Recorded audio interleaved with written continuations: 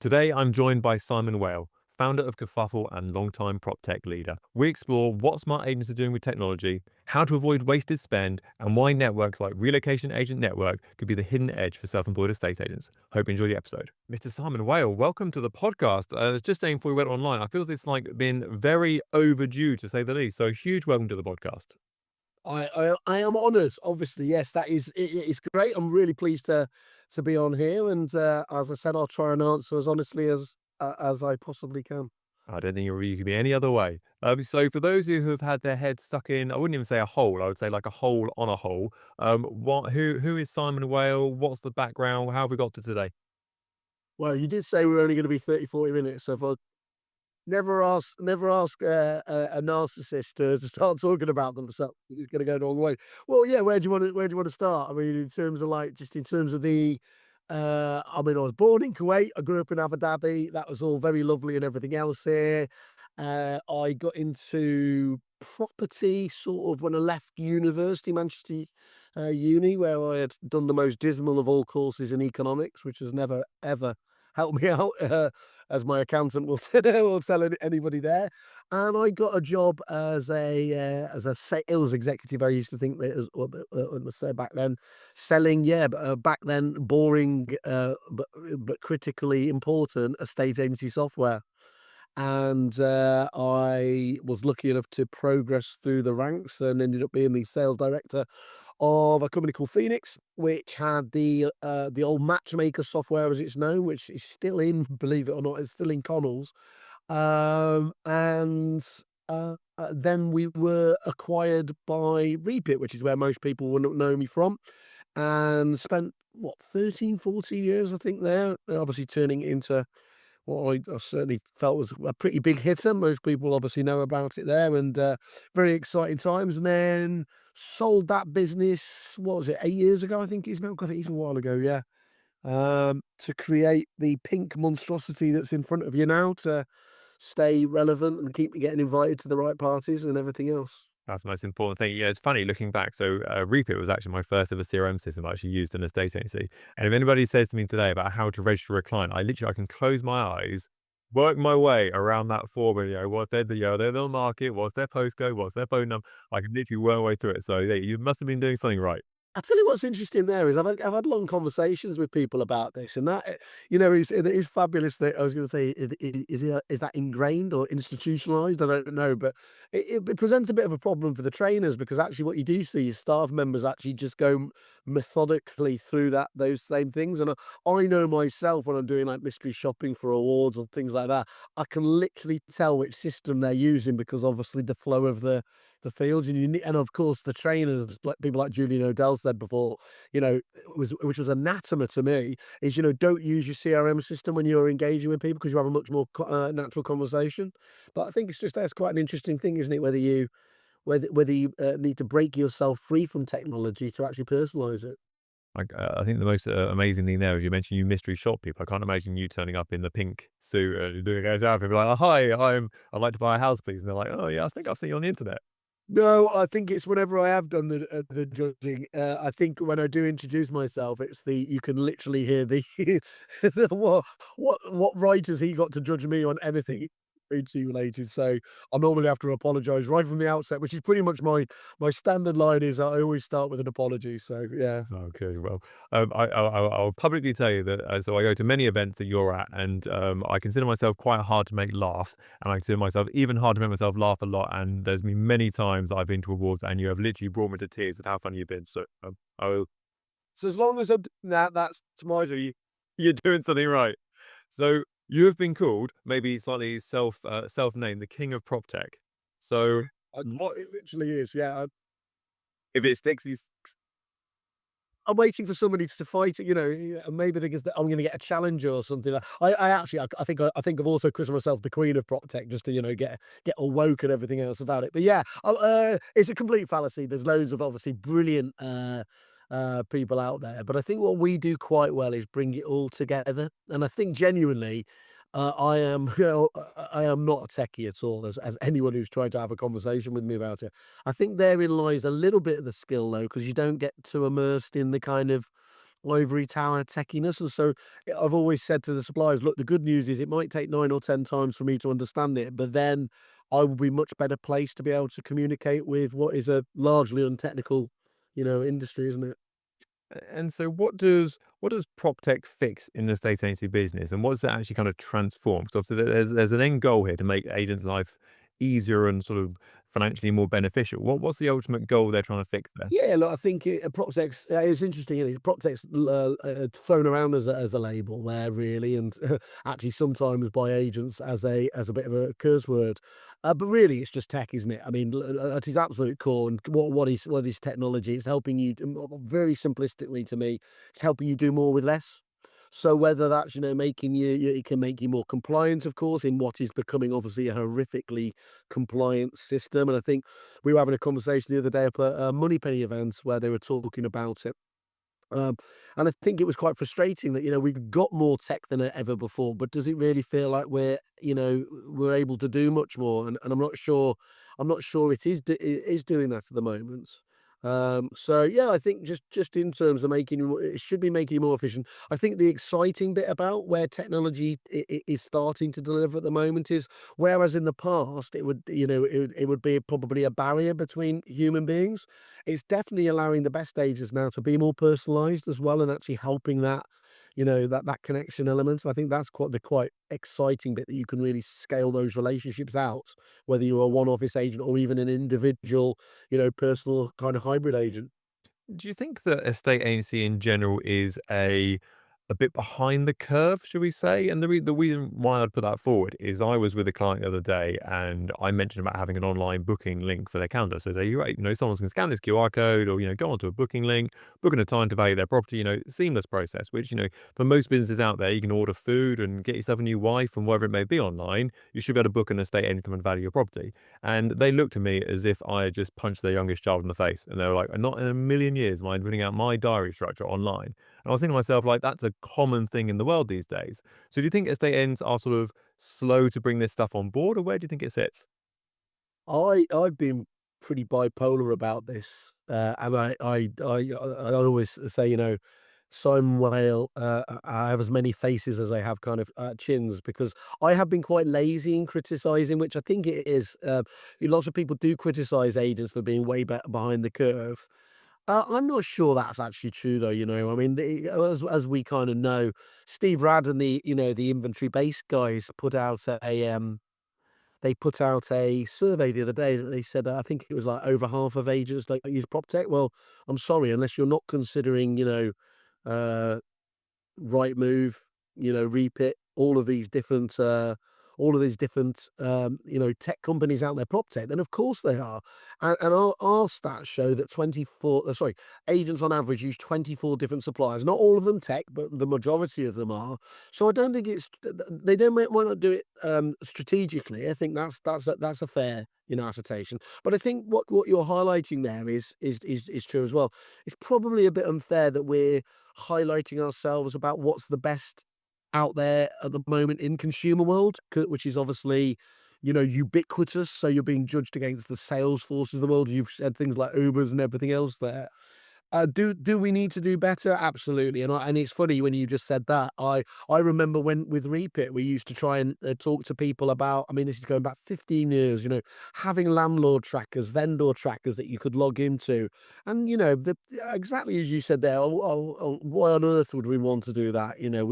We're a personal business. We talk to our clients, and it's like, well, that's not actually what what the stats show, a lot of the time. And let's face it, a lot of people want to self-service as well and have that 24/7, 365 access.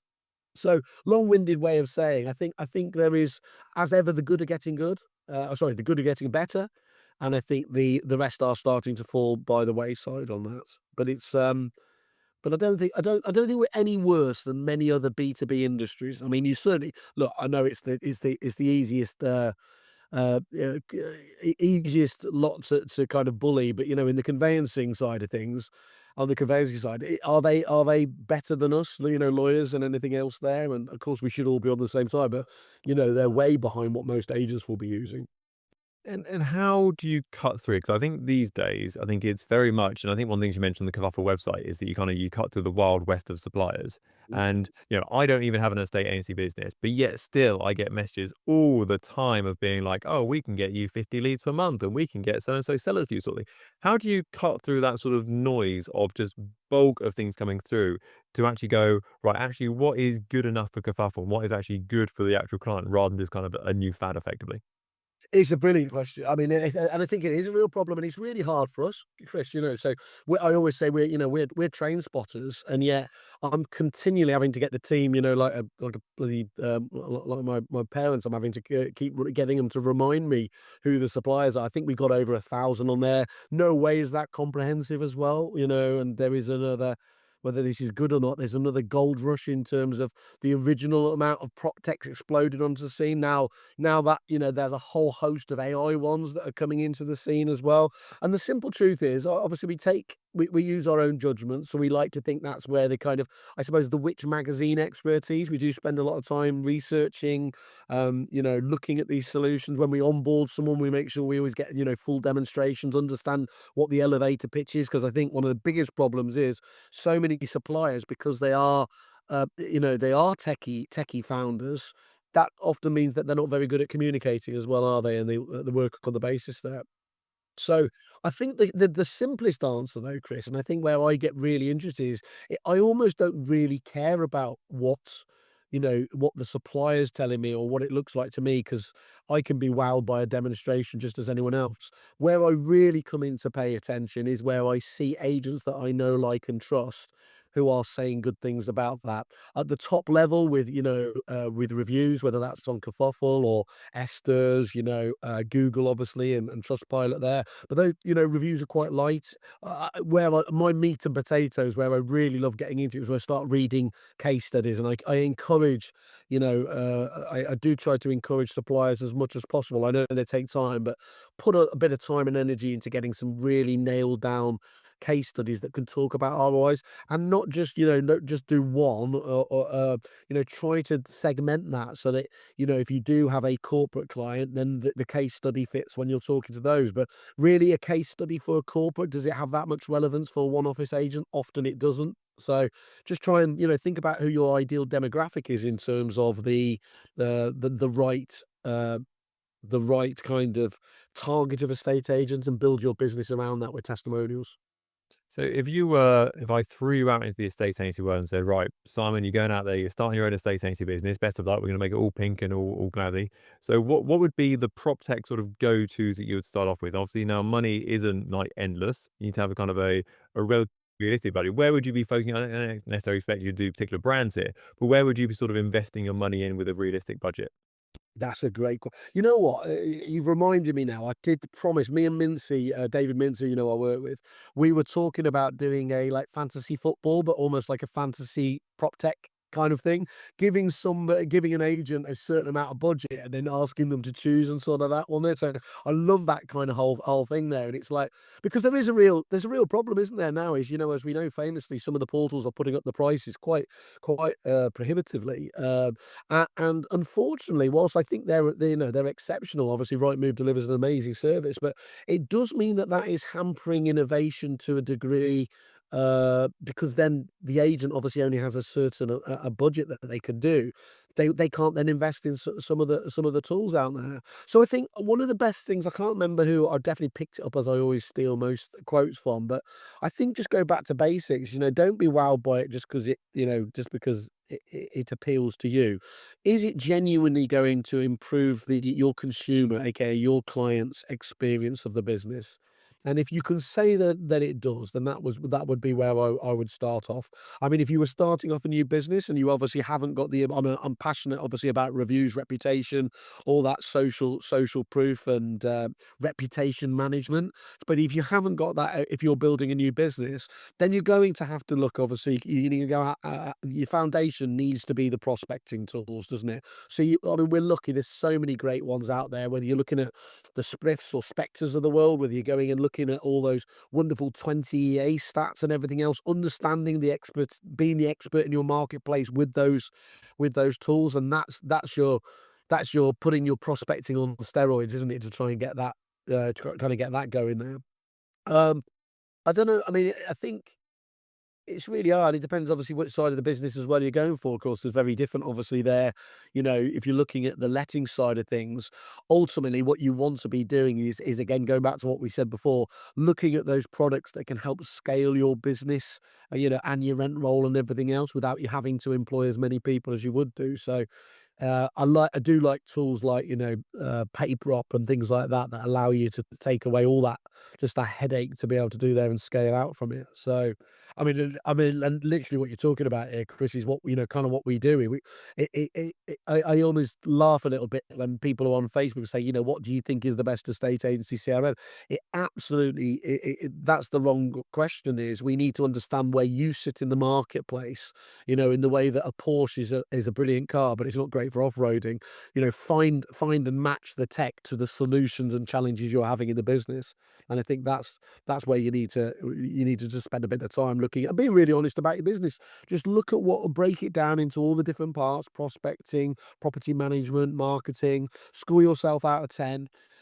If you're not hitting a perfect 10, and you really probably shouldn't be, what you know, what can you do? Is that people challenges? Do you need to train your own team, and everything else on that side of things? Can you outsource it? So, you know, if you're not answering calls, obviously the likes of Moneypenny can come into play. And if not, then who are the technical solutions that can help you improve and move the dial on there? That would be where I would always my starting point. And I know historically, I've overheard you at some point saying that sort of the prop tech favorite sort of close is that, you know, if this gets you one more sale a year, sort of do yourself sort of thing.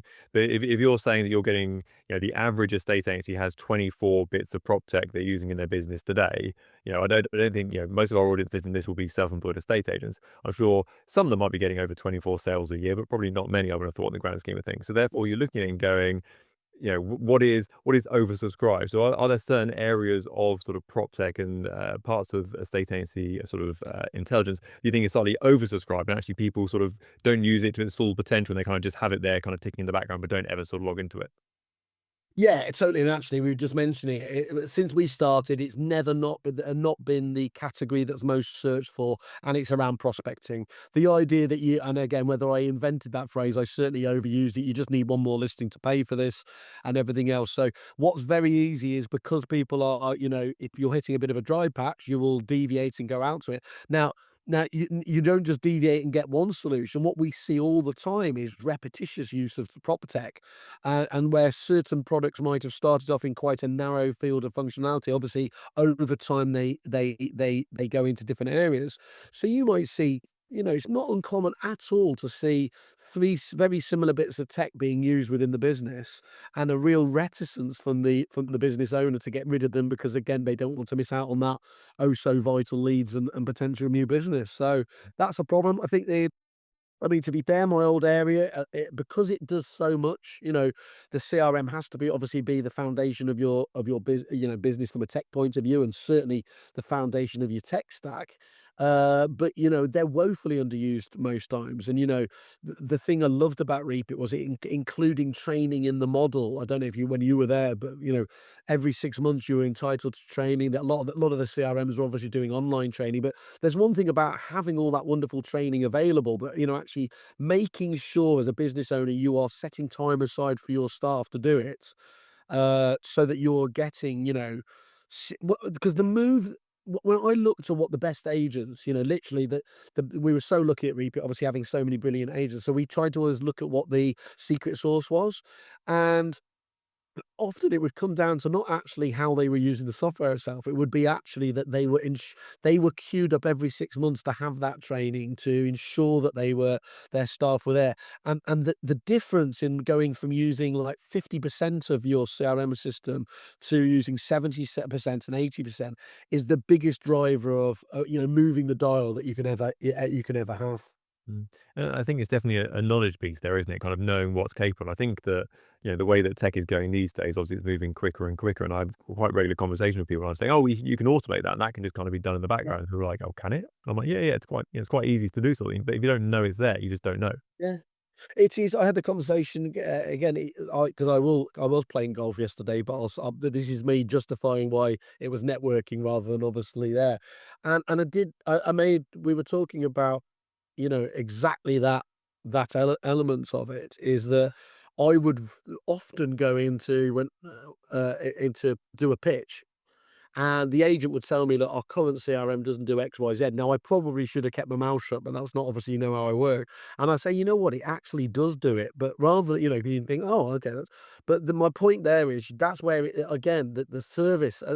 Although I'm a techie person, or known as a techie person, I very heavily deviate to, people always comes first. And so that's where having really important account management and customer service, being proactive about ensuring, hang on a minute, we know they're not using that part of the system. Why aren't they using it? Have they said that's not right for them? Or has it not just been picked up for whatever reason? And I think that's being really, really proactive and putting the pressure back on your suppliers. I know we're all too busy. We've got less time than ever, but rather than invest in a new bit of tech, make sure you are using your existing tech better before thinking about it. So you alluded to something earlier, which I'm sure is you might as well get it tattooed on your arm. I'd imagine you're hearing it so much. I mean, so AI in prop tech and AI this and AI that sort of thing. Yeah. Is it Are there agents out there today who are using it in the correct way to actually improve their business, or is it still a bit of a fad in the estate agency world? Yeah, it's a good point, isn't it? Look, it's definitely delivering in terms of marketing, isn't it? I mean, I think, but I think my frustration is actually it's not moving much beyond that at the moment. And of course, the really exciting part of AI is, we all were wowed by ChatGPT and all the other marketing tools like that. But it's really around where AI will start to, automate businesses and genuinely make them more efficient, and trend analysis and use of the data. We're only scratching the surface there. I'm a big fan. I keep shouting about them. I'm not paid by them or get any money off them, but companies like Roboteer are very good. They will look at inefficiencies or look at processes in your business, especially on the letting side of things. If it takes more than 5 hours a week, they say they're almost certain they can put AI tools to automate that and do it better than humans can be. So I think that for me, is where it's got to go, and it is going. And the sales look guys are doing some fantastic, exciting stuff, obviously around WhatsApp and the AI journeys and everything else there. Um, I think I think there's very few agents that are using AI to its full potential, but I think there's many of them that are getting on board with it. And look, I'm really, really biased because I'm a non-exec for them, but you know, what the Prospector Pro guys are doing. Well, first of all, it's hitting my twin loves of, again, it's, in this day, it's ironic, isn't it? In this day and age where the iPhones and your smartphones can do more than they've ever been able to do. Ironic, they're late, probably making less calls than they've ever done before. So to be able to actually make to focus on that most important element of it, making the calls, doing the prospecting, and then layering in the AI on the back of that as well. Yeah, that's ace, to be able to take the heavy lifting from so much of the work. So talk me through about the relocation agent network, so RAN for short. How does that work? How did that come about? What's the scores on the doors there? Uh, yeah, I'll probably, talk to your good self. I will pretend it was all part of my strategic vision. I had it whiteboarded there. As so often happens, it was completely accidental. So the American owners were looking to exit. So some of the members were looking potentially, do we take this ourselves? But sort of too many spinning plates and everything else. So they highlighted there was the opportunity there to potentially acquire the business. So myself and Kevin Ellis, who we went to the time, subsequently bought him out. Uh, Looked at obviously acquiring this business, which is I genuinely I love the relocation agent network because in this digital age, the importance I believe of having face-to-face business is more important than ever. And ran a lap because most of the time you are dealing with non-competitive, member agents of the network. When you go to regionals, you can be absolutely honest about the state of the market, what tech you're using, what's working, not working, and everything else there. And that's very rare, isn't it? Because it's not like if you wanted to understand, what CRM system should be, it's not like you can go to your competitors in the town and expect an honest answer, is it? But I think that the key critical, the clues in the name, the relocation elements of it, the amount of agents that are leaving money on the table through out of area referrals. We've got some exclusive stats that show almost 50% of buyer inquiries have a home to sell outside of the agent's own postcode catchment area, and so that's a huge amount of business you're leaving off the table, isn't it? Unless you're dealing with somebody like ourselves or the guild or Federation of Independent Agents. So I think it's just really, really important that whether it's with us, or somebody else, especially when you're just, this isn't a difficult pitch like conveyancing or mortgage services. You're literally just helping them, move it just outside the area. So yeah, brilliant because again, most of the RAN agents are, exceptional agents. There's a very high quality threshold in terms of both performance, and we check obviously we do the mystery shopping. So we're very excited about, I said it's probably a bit like using the analogy of a football club. It was a bit unloved at the time there because the previous owners had bought it during lockdown, and of course everything went to Eleanor, what's it, in a cart, didn't it? And so we've been really looking at, bringing that kicking and screaming with, better use of technology and everything else. And like our referrals have gone up almost 50% year on year. So it feels like we're really making some great progress there. I used to, so I might have been part of the relocation agent network. It was that or something very similar when I first started in the estate agency. And I'm still friends with the agents I actually just refers backwards and forwards to around the local area. So when I worked in Winchester, we had, places like Chandler's Ford and Southampton and Romsey, areas that we didn't cover and weren't really interested in covering. And I still talk to those people today that I used to refer to back then. And it used to be like amazing because your phone would just ring and be like, all right, mate, yeah, it's Tom here. And you'd be like, all right, Tom, how you doing? He's like, yeah, got an instruction for you, mate. Go, there's the details, there's the instruction, go take it on. I've done everything for you. And I'm like, awesome, thanks very much, mate. I even remember the guys from the company, whatever company it was, they sent me a check for £1,000. Got one of those massive novelty checks. Would have my picture with it because they're like, you're referring so much business. Thanks very much. And I was like, this is awesome. Like, it was great. So it's a real no brainer.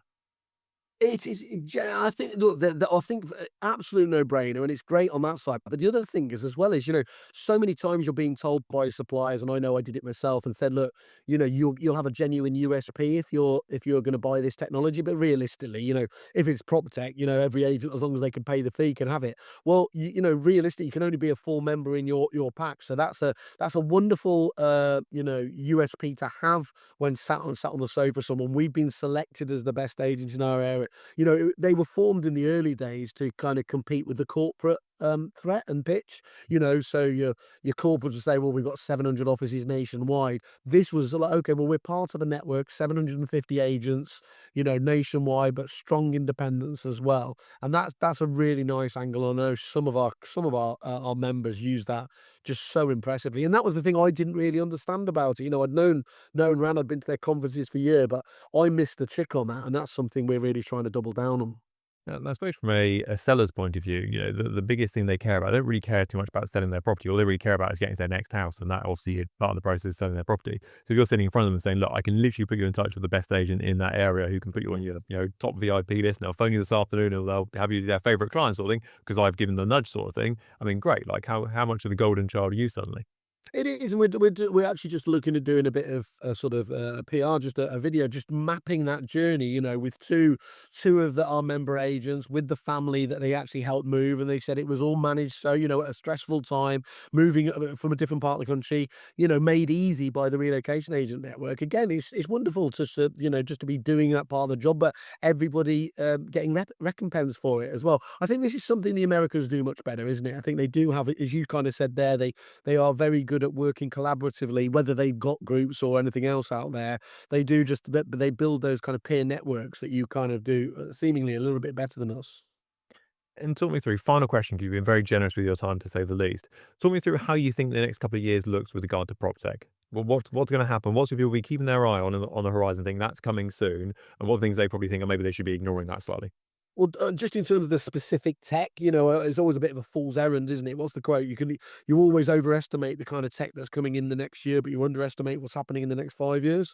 So I do think, I mean, it won't surprise anybody. AI will start really delivering. There'll be some massive changes there. I'm very interested. I've heard people like I think Elon Musk, who's obviously a lunatic, but he is quite right on a few things, and they were highlighting that there will be the first potentially billion-pound tech company that will just literally be a single person, but powered by, powered by AI. And I think if you start thinking about that from an agency point of view, how much of a footprint you can have, powered by AI. I think that's very, very, very exciting. I think unsurprisingly, but just from a kind of a structural point of view, it's no different to what's going on in the agency world, but the mergers and acquisitions thing is going to, step up a pace as well. I mean, I happen to know two deals that are just going through at the moment on the tech side of things. So what you're starting to get now is, it might have been back in the day, it's probably really only Zoopla, wasn't it? Who had they had a suite of tech products sitting underneath it that now, but you've got a whole host of these really, sort of super groups. You've got like I Am Property are putting together a group of complementary products there. My Old Mob, obviously Reapit are acquiring left, right, and centre there. Street Group building it. They just launched the other day, didn't they? The websites and everything else. So I think that's going to be really, really interesting. So it's not like there's going to be less companies out there, but there's definitely going to be as well a few super groups, if you like. And then there, I suppose it gets quite interesting because actually one of the frustrations that we always talk to about agents is that they are very aware that they've got too many kind of relationships out there with those 24. You can't really ever, ever build proper strong foundations. And so I think that having your eggs in one basket with the products that will align and work better together, that's definitely the big point. I always shout their praises because it's not really about AI per se, but I think it's a big enabler and it's that glue dog, elements that again, they're like the Zapier of the industry, joining together all of the different products out there because stopping enabling single sign-on, stopping the manual transfer of information between all these disparate systems. So I do predict, that Glue Dog will. More and more of our clients are telling us that they are only going to start looking at suppliers that are checking out their Glue Dog enabled because they want to ensure that that phrase, the tech stack, is a genuine tech stack rather than it being a Jenga pile where you take one piece out and it all falls to pieces. Simon, thanks for being a brilliant guest as predicted. So thank you so much for coming today. It's been amazing. Well, I really enjoyed it. Thank you, Chris.